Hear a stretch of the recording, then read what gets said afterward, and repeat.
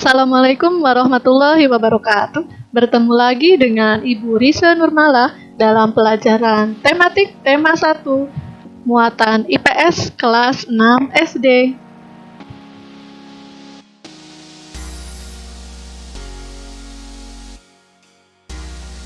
Hari ini kita akan membahas subtema 2 tentang potensi ekonomi ASEAN. Kawasan Asia Tenggara terletak pada posisi yang sangat strategis pada jalur perdagangan dunia, yaitu yang menjembatani kawasan Eropa dan kawasan Asia Timur. Setiap negara di Asia Tenggara mempunyai kekayaan sumber daya dan potensi ekonomi yang menjadi kekuatan negara tersebut. Mari kita bahas satu persatu potensi ekonomi di setiap negara ASEAN. Yang pertama yaitu negara Indonesia. Indonesia kaya akan sumber daya alam, sehingga banyak komoditi yang diekspor oleh Indonesia, seperti minyak dan gas bumi, kayu, tembakau, kelapa sawit, tuna, udang, dan lain-lain. Sektor pariwisata juga menjadi daya tarik tersendiri bagi sumber devisa negara. Kedua, Malaysia. Potensi ekonomi di negara Malaysia yaitu 1. Di bidang pertanian kelapa sawit dan karet.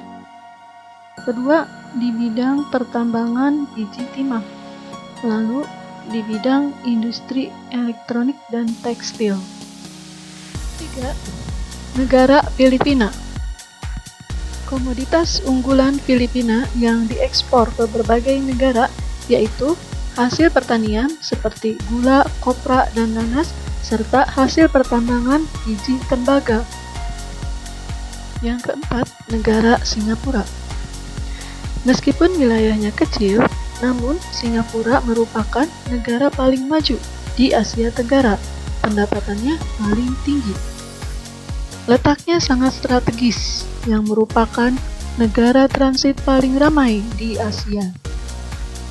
Komoditi ekspor Singapura yaitu mesin, alat-alat elektronik, dan bahan kimia. Yang kelima, Thailand. Thailand terkenal dengan sebutan negeri gajah putih atau negara 1000 pagoda. Potensi terbesar Thailand yaitu dari sektor pertanian, sehingga Thailand disebut sebagai lumbung padi Asia Tenggara. Potensi lainnya yaitu dari sektor pariwisata. Lanjut yang keenam, negara Brunei Darussalam.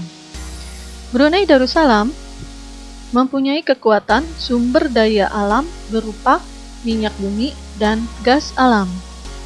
Sehingga Brunei Darussalam terkenal sebagai pengekspor minyak mentah dan gas alam. Ketujuh, Vietnam. Potensi utama Vietnam adalah di sektor pertanian dengan hasil utama padi. Di Vietnam mulai berkembang industri tekstil, semen, dan pupuk. Hasil tambang Vietnam yaitu emas, timah, dan seng. Sedangkan hasil hutannya bambu, kina, dan kayu manis. 8. Laos. Potensi utama Laos adalah di sektor pertanian yang menghasilkan beras, jagung, tembakau, dan kopi. Kegiatan pertanian masyarakat Laos sebagian besar dilakukan di sepanjang aliran sungai Mekong. 9. Myanmar. Komoditas ekspor dari Myanmar yang utama yaitu kayu jati, beras, dan barang-barang kerajinan.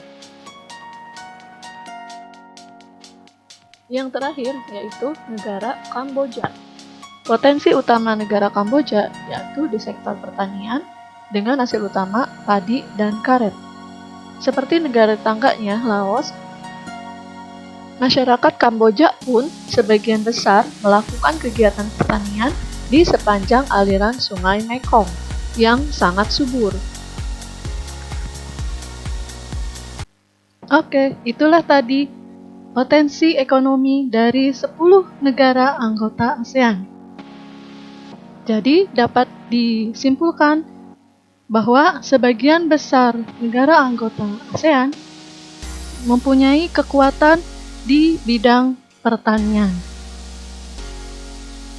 Demikian penjelasan materi hari ini tentang potensi ekonomi dari setiap negara anggota ASEAN. Cukup sekian, sampai ketemu di materi berikutnya. Dengan Ibu Risa Nurmala. Wassalamualaikum warahmatullahi wabarakatuh.